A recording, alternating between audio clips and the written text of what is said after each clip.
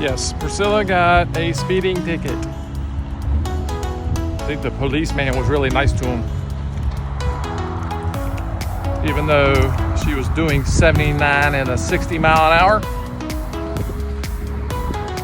He cut her brake and just gave her a regular speed ticket. Sorry about the wind.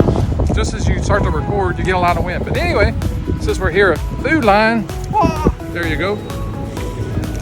We figure we go ahead and stop, pick up some water, and wait on her. So, see you in a little bit.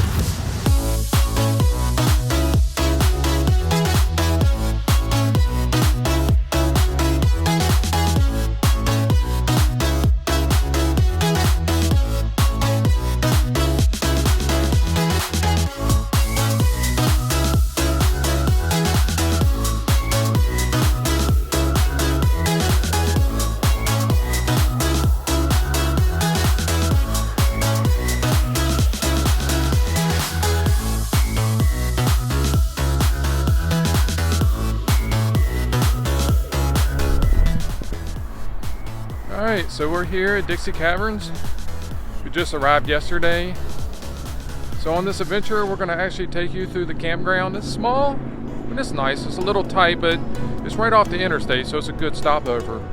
And they also, if you're going to do a stopover here, they also have a Cavern Tour. So we're going to take some shots of that, do a little tour, and then we're going to talk about some RV tips, specifically around water filtration. What kind of water filtration type of systems are out there and what it does for you and your RV. So hang in there and we'll be right back.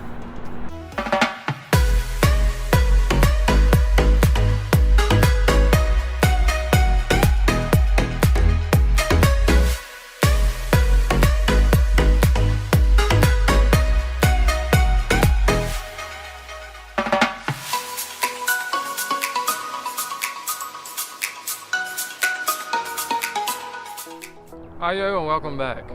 So we are at Dixie Caverns. It's in Salem, Virginia, about 25 minutes from Virginia Tech. As you can see right here behind me, the campground is not that big, but it is a full-time, year-round campground. So as most of the year-round campgrounds that we've been to, a lot of them have people that live here full-time, or at least most of the year. But there are a lot of sites behind me. Now some of the sites here are small and stuff like that, but if you can see way in the distance behind me, there's the interstate. So if you get off the interstate, as soon as you come around the corner, you're at this campground. So if you're looking for a place to stay that is small, quiet, has good electricity and water flow and stuff like that, and you're looking for something just for a stayover or a couple of nights like we're doing, it's not a bad campground whatsoever. But one thing that is really cool about this campground is they have a cavern tour. So you can go underground and see all kinds of things. The caverns themselves were actually founded in 1920 by a couple of farm boys. One of the farm boys that actually found the caverns was only 15 years old when they discovered it. 3 years later, they actually opened it to the public for tours and things like that. And he actually ran the tour since he was 15 years old all the way to 70 plus years old. They actually state in their brochure that if you look up in the Guinness Book of World Records, he actually owns the world record for the longest distance walked underground. And if they put all the distances and stuff like that together, he actually walked around the world 7 times. Is that crazy? Anyway, the campground itself is nice. It is small, but if you're looking for somewhere to stay overnight, it's a really, really good place. Also inside of the store, when you come into the campground, they have a nice store where you can buy stuff and merchandise and whatnot for the campground itself. But also inside the store is an antique shop. Inside of that antique shop, if that's something that you're into, has a ton of stuff in there. Actually, the majority of the building is the antique shop itself. The people here have been more than respectful and helpful, and it's been a really, really good experience thus far. So let's take a look at the caverns and then get into some RV tips and stuff like that.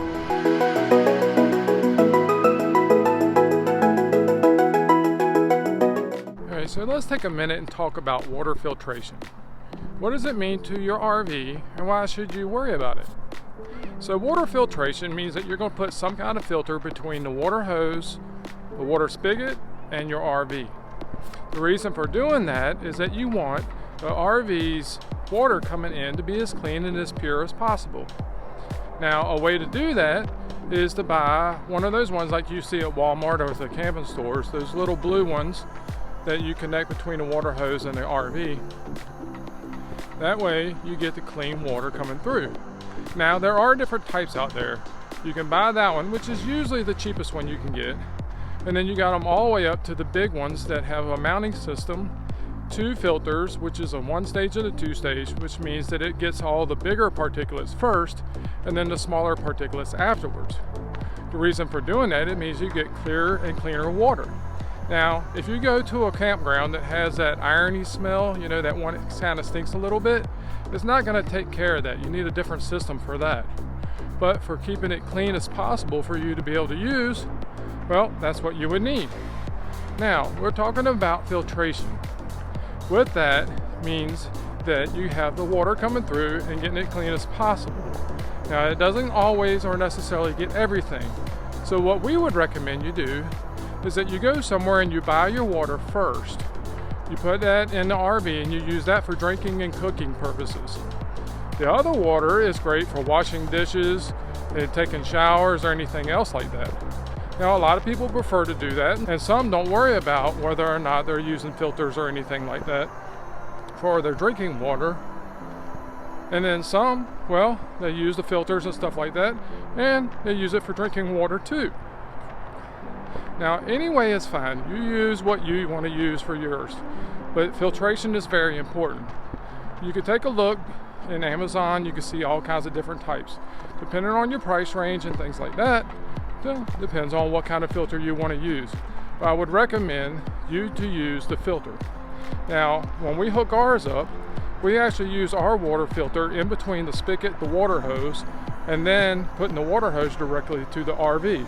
Some will actually put the filter on the RV and then hook everything into it. The reason that we do that is that we want every bit of water that's coming out of the spigot into our RV will actually be purified before going through the hose and everything else that goes into the camper. So just a little tidbit of a thought for that for you. So as we go into the rest of the adventures and stuff like that on this video, I want you to think about the way you filter water going into your RV. And are you someone who likes to go out and buy good clean water, so you use that for drinking water and cooking and making coffee and stuff like that and whatnot? If you like using that kind of method, or whatever method you do like to use, please leave those down in the comments to share with the rest of the community. So, without further ado, let's get into the rest of our adventures, and we'll wrap up the video here in a little bit.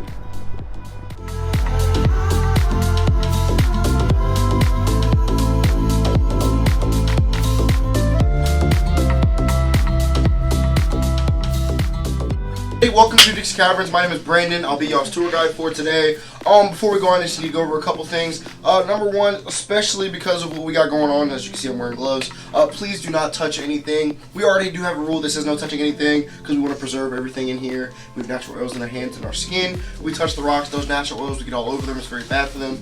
We definitely don't want you guys to like touch everything and then like, you know, you guys might come out here, catch something or bring something in. So yeah, just be cautious of that. You guys can touch the railings, but I mean like touch at your own risks.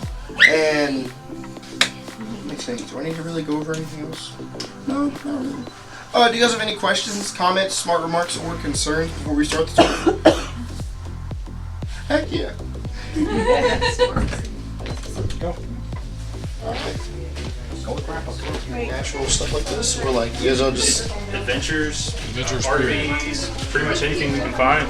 That sounds so. One of the first YouTubers I've had. That's so cool. There you go. Look at that. Well, you have 3 of them in here. We can line up the. What is your name? Your social? My social security number is 1, 2, 3, 4.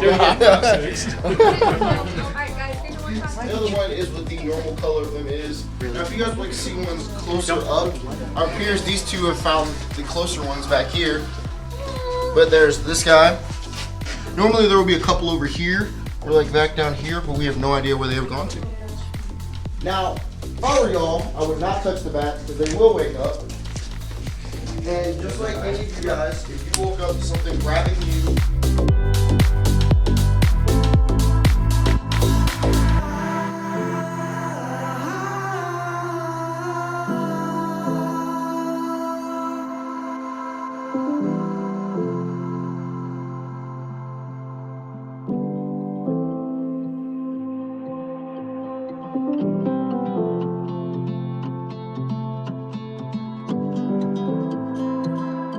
Wishing well, it doesn't look like much right now. That's because we actually drained out the water back in the 50s. What would happen is you would have to come in through a natural entrance way up there because this whole area was flooded with water. You would go along this path using a rope. You'd walk all the way over to the edge. You would toss your coins into here, make a wish and want about your day. But as time went along, started growing, those coins were already in the cave because they were creating these divots in the ground. And also, you can just look at the ground, and anywhere that it doesn't look like normal ground, like that, or like stuff, little holes over there, that is where the coins were rusting away at the limestone beneath. We brought out the coins were hurting the cave. We took the remainder of the coins out. We drained the rest of the water back over there behind that rock. And now we're on the wishing well. Sad face. But, you know, if you guys do want to donate to the cause, you guys can drop credit card information, dollar bills, you know, we do accept checks or Cash App.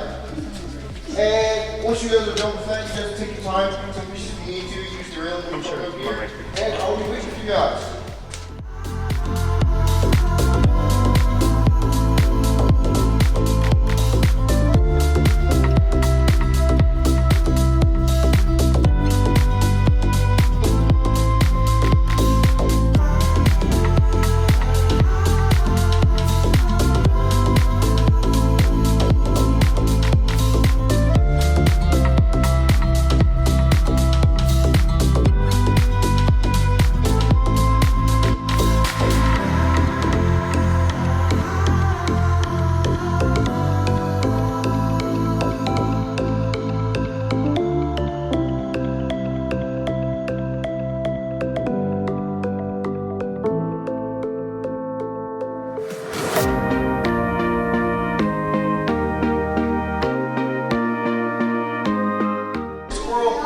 Down said hole. The boys had to come down here with some rope, get their dog back out. And then they went to the guy who owned all the land at the time. He was a farmer. Told him what they had found. They showed him how they had found it. They asked the farmer if they could please keep coming in and exploring this cave. The farmer said yes. And from 1920 to 1923, those two boys would come in and out of that hole exploring this cave. Now they did have one request, and that was to name the cabin after the first explorer, Dixie the dog. Trying to go down the steps. Trying to go down the steps and record at the same time. I don't think this is a good idea. What do you think of the tour so far? I don't know. Leave it in the comments down below. All right, let's go and do some more of the tour.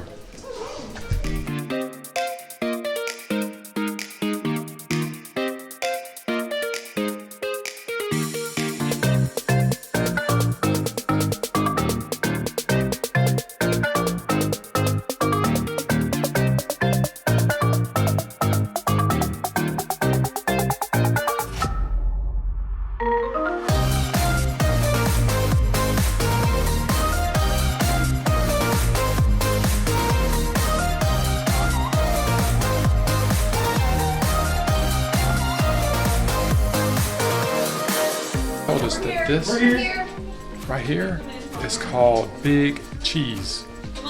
Tell me what you think. I think it's more like cheesecake. I'm hungry.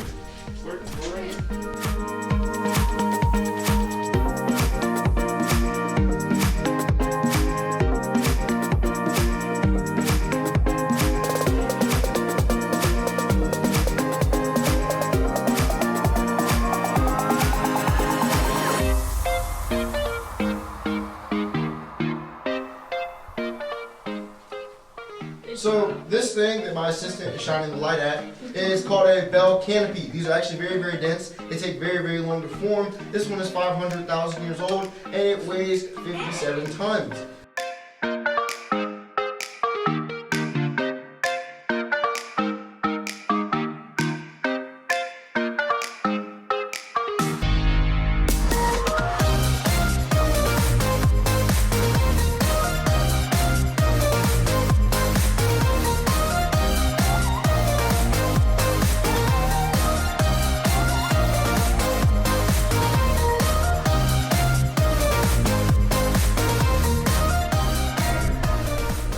So we've reached the end.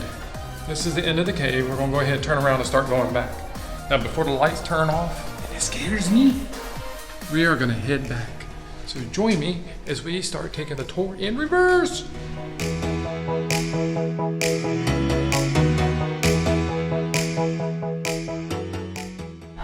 Is it me or does it seem like that's a long ways down?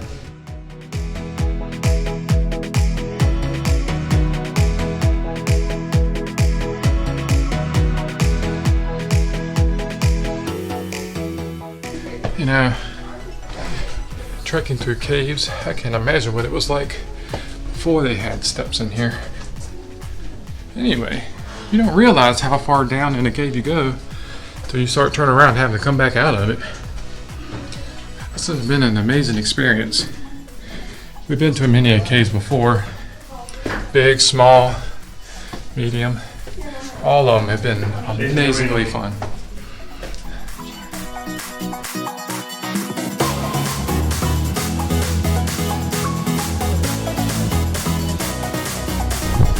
I know the camera may not show it a lot. I'm trying to go up all this. If you can see behind me in the camera, I'm not sure if you can see it really well or not, but if you can see, it is really steep. Should a cave be, right? So I'm gonna do my best right now. I wanna show you about how tall this room is. I'm gonna look up real quick, try to find a good spot. But let's do this. Ugh. I don't know if you can see above me or not, but this ceiling is way up there. Let me move out of the shot and let you see it.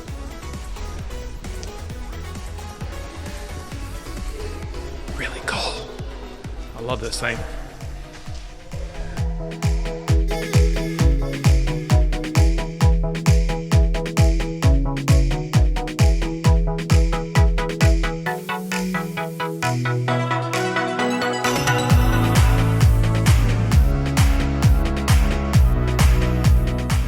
So, evidently, right where I stand, I'm getting ready to go back down. The tour guide said that we are 8 stories. That's right, 8 stories above the parking lot. Crazy, ain't it? All right, I better turn this thing off for a minute before I fall down these steep stairs and kill myself.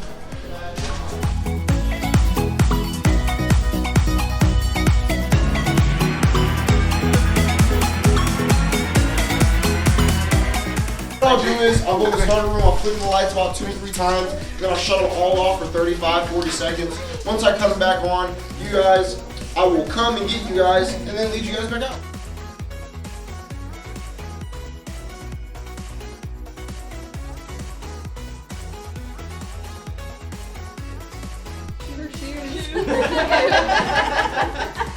That's cheating. That's great.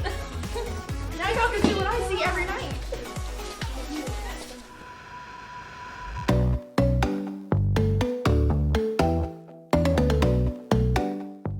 Is that crazy or what? So he just turned the lights off in the cave just to show you what it's like when you come in here with no lights, or what the cavers did when they came in here. That is insane on how dark it can get.